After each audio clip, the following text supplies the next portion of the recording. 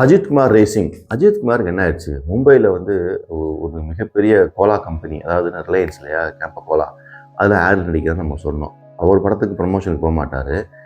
கேட்டால் அந்த ப்ராடக்ட் நல்லா இருந்துச்சுன்னா அந்த ப்ராடக்டே வந்து ரசிகர்களை கூட்டிகிட்டு வரும் அப்படின்னு சொல்லி சொன்ன ஒரு மிகப்பெரிய விஞ்ஞானி தான் வந்து அஜித்.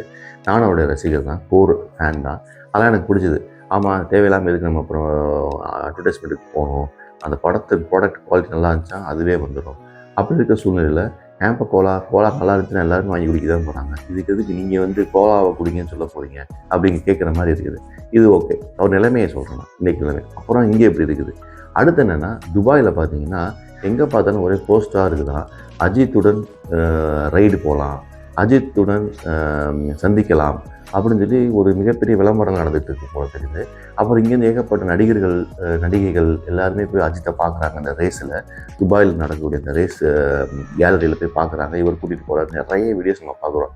இதெல்லாம் என்ன அப்படின்னா, அஜித் அவர்களே இதெல்லாம் பிளான் பண்ணி பண்ணுறாரு. இந்த மாதிரி ரேஸை வந்து அவர் என்ன சொல்லியிருந்தாருன்னா, இந்த மக்கள் மத்தியில் வந்து இந்த ரேஸிங் வந்து நல்லா கொண்டு போகணும். சரி, அது வரைக்கும் ஓகே. இந்த அஜித் ரைடு என்ன அப்படின்னா, நம்ம பீச்சுக்கு போனோம்னு வச்சுக்கோங்க, அங்கே ஒரு குதிரை நிற்கும். அந்த குதிரைக்கு பக்கத்தில் வந்து ஒருத்தர் நிற்பார். அந்த குதிரை ரைடு வந்து 100 கொடுத்தோம்னா நேராக குதிரை அப்படியே போயிட்டு வந்துட்டு திருப்பி அதே இடத்துல வந்து விட்டுரும். அதே மாதிரி அஜித் அவர்கள் வந்துட்டு, அஜித் ரைடு என்னன்னா, அவர் வச்சிருக்கிற ஃபெராரி கார் இருக்குல்ல, லேட்டஸ்ட் கார் வந்து அந்த ரேஸ் சர்க்கிளில் வந்து நிற்குமா. நீங்கள் போய் 3500 அந்த ஊர் துபாயுடைய டாலர் இருக்கு இல்லையா, தினாரோ வாட்டவர், அதை கொடுத்தீங்கன்னா நம்ம ஊர் காசு கிட்டத்தட்ட 85,000 சொல்கிறாங்க. அது கொடுத்தீங்கன்னா அந்த காரில் அஜித் ஓட்டுவாராம், நீங்கள் பக்கத்தில் உட்காந்துக்கலாமா, ஒரு ரவுண்ட் அடித்து கொண்டு விடுவாராம். கிட்டத்தட்ட இது வந்து பீச்சில் நடக்கக்கூடிய அந்த குதிரை ரைடு மாதிரியே இருக்குது. இது எதுக்கு இது பண்ணுறாரு அப்படின்னா, எல்லோரும் என்ன சொல்கிறாங்க, அவர் வந்துட்டு கையில் காசு இல்லை, சினிமாவும் யாரும் ப்ரொடியூஸ் பண்ண மாட்டேங்கிறாங்க, அதனால் வந்துட்டு இந்த கலெக்ஷனுக்காக வந்து பண்ணுறாரு.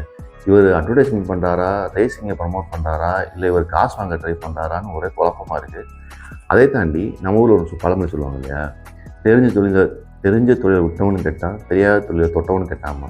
இவருக்கு எந்த தொழில் தெரியுது எந்த தொழில் தெரியுதுன்னு எனக்கு தெரியல. சினிமாக்காரனா ரேஸராங்கிறது கன்ஃபியூஷனில் இருக்குது. அந்த இடத்துல வந்து விட்டுச்சு. பட் அஜித் வந்து one of the best gentleman சொல்லலாம், அதில் வந்து எந்த டவுட்டுமே கிடையாது. அவர் வாலிப வயசில் வந்து ரொம்ப ரகலை பண்ணியிருக்கிறாரு அந்த வயசுக்கு ஏற்ற மாதிரி. ஆனால் அதற்கு பிறகு வந்து ஆஃப்டர் மேரேஜ் வந்துட்டு ரொம்ப கிளியராக டீசெண்டாக இருந்திருக்கிறாரு. இந்த இடத்த அச்சீவ் பண்ணது, இந்தியாவுக்காக கார் ஓட்டுறதுலாம் வந்து விளையாட்டு கிடையாது. அது மட்டும் இல்லாமல் ஒரு மிகப்பெரிய ப்ரொஃபஷனலில் நம்பர் 1 ஆக்டராக இருந்துக்கிட்டு, சினிமா தொழில் வந்து பர்சனாலிட்டி தான் ரொம்ப முக்கியம். அந்த பர்சனாலிட்டியை அடமான வைக்கிற மாதிரி ஒரு ரேஸ், இந்த ரேஸ்குள்ளே ஏறினீங்கன்னா உயிருக்கு உத்தரவாதமே கிடையாது. அப்படிப்பட்ட ஒரு ரேஸை, பேஷனை வந்து ஒருத்தர் வந்து அட்டைன் பண்ணுறாரு அப்படிங்கிறது பெரிய விஷயந்தான். அப்படி பண்ணிக்கிட்டு இருக்கிற நேரத்தில் ஏன் இந்த மாதிரி சின்ன சின்ன விஷயங்கள்லாம் பண்ணி வந்து தன் பேரை கெடுத்துக்கிறாரு தெரியல. நீங்கள் வந்து ஒரே மாதிரி நான் எப்படி பார்த்துருக்கேன் அஜித்னா, ஒரு குரல் எடுத்து சொன்னார்னா அதை கடைசி வரைக்கும் மெயின்டைன் பண்ணுவார் அப்படிங்கிற ஒரு ஸ்டாண்டர்ட் இருக்கிறதுனால தான் அவருக்கு இன்றைக்கி இவ்வளோ பெரிய ரசிகர்கள்லாம். இன்றைக்கி நீங்கள் பார்த்தீங்கன்னா மங்காதா படத்தில் ரீல்ஸ் வந்து நான் பார்த்தேன்.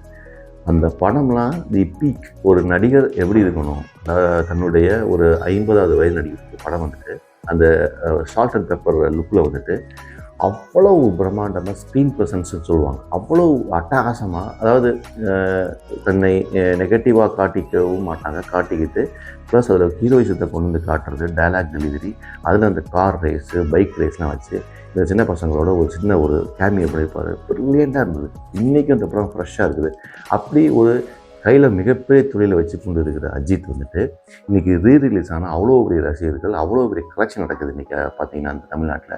அதை விட்டுட்டு கார் ரேஸ் ஓட்டுறேன்னு சொல்லி போகிற தப்பு கிடையாது. ஆனால் அங்கே போய் உட்காந்துக்கிட்டு அஜித் ரைடு, ரேசிங் ரைடுன்னு சொல்லிட்டு $3000 $4000 வசூல் பண்ணுறாரு. அது என்னன்னு தெரியல, கொஞ்சம் வருத்தமாக இருக்குது.